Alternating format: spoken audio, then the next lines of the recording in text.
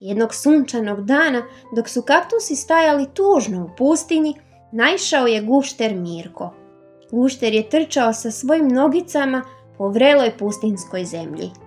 I kada je ugledao kaktuse, svojom brzinom je potrčao pored njih, da stane u taj maleni hlad koji su kaktusi stvarali.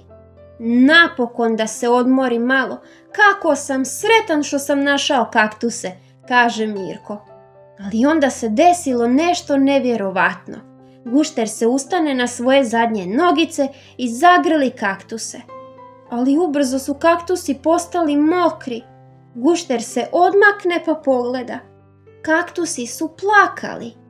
Mirko se povuče nazad i počne se izvinjavati. Joj, tako mi je žao. Nisam vas teo uplašit. Nemojte plakat. Kaktusi su mu odmah objasnili da su to samo suze radosnice. Niko ih nikada nije zagrlio. Svi se izbodu.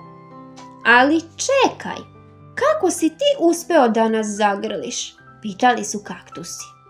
Pa znate, ja sam pustinski gušter. Moja koža je tvrda ko kamen. Mora biti takva. Inače ne bi mogao izdržati vruću zemlju.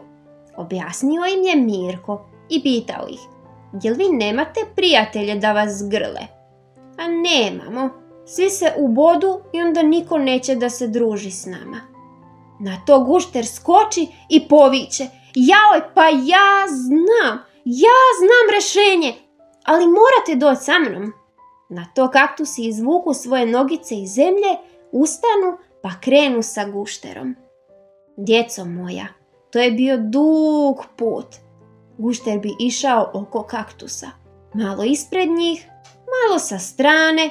Sve ovisi na koju stranu su kaktusi pravili hlad. A kada bi došla noć, gušter bi samo rekao idemo ravno dok novi dan ne dođe. A onda bi se popeo na kaktuse i zaspao. Nakon 3 dana i 3 noći hodanja, ugledali su rijeku, a iza nje ogromnu šumu. Kaktusi su potrčali i skočili u rijeku, a skupa s njima i gušter. Svi su bili sretni što su se sklonili sa vrućine. Nakon malo kupanja i odmaranja, seli su na početak šume. A onda je Mirko rekao: evo ovako, sada idemo još malo uz rijeku. Tamo je moj prijatelj koji će vam pomoći. Svi zajedno su ustali i krenuli. Kaktusi su pratili guštera polako i ubrzo su čuli zvukove njima skroz nepoznate. Bilo je tu vikanja, nekog čudnog lupanja, udaranja, bučkanja po vodi, ma svega. A kad su došli malo bliže, onda su vidjeli ko pravi sve te zvukove.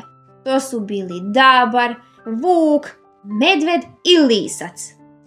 Kada su došli još bliže, kaktusi su se uplašili. Ali gušter Mirko je potrčao prema životinjama i viknuo glasno: prijatelji moji, šta se tu dešava? Sve životinje su se razveselile, a onda su mu objasnile: rijeka je probila branu prema šumi i potopila kuću od mede, vuka i lisca. Pokušavamo popraviti branu, ali kako god napravimo, sve se sruši. Rijeka je prejaka. A onda priđu 2 kaktusa i ponude ideju, koja je spasila sve. Znate, mi smo kaktusi. Imamo bodlje jake ko kamen. Mi ih ne želimo, jer zbog njih ne možemo grliti svoje prijatelje. Ako želite, vi ih možete uzeti, pa ih iskoristiti za branu. Na to ustane veliki Medo i doda: to će biti odlična ideja. Možemo ih zabost u drva. Znate, ekipa, kao što ljudi koriste one keksere. Na to doda Vuk: nisu Medo kekseri, već ekseri. I to ti je savršena ideja. Ali čekaj, javi se lisac. Kako ćemo uzeti bodlje? Na to se dabar nasmije, ustane i priđe jednom kaktusu. Pogleda ga pa pita: smijem li? Na to kaktus klimne glavom i Dabar svojim jakim oštrim zubima odgrize jednu bodlju. Evo vidiš, lisico, ja ću da skidam bodlje, dodavat ću vama, vi nosite medi, on je najjači, neka ih zabija u drva. I tako je i bilo. Dabar bi odgrizo bodlju, dodao gušteru Mirku, a Mirko bi tu bodlju dodao liscu. On bi zatim predao Vuku i Vuk medi, koji je sastavljao tu branu ko neki pravi građevinar. Ubrzo je brana bila gotova i svi sretni. Kaktusi su bili bez bodlja, a životinje sigurne.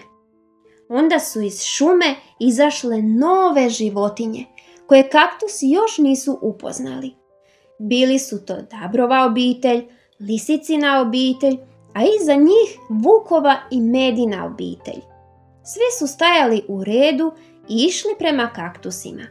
A onda zagrlja jedan, pa drugi, pa treći. Sve te životinje su se okupile da zagrle kaktuse i da im zahvale. Kaktusi su bili sretni, napokon su imali prijatelje koje su mogli grliti, a njihovi prijatelji siguran dom.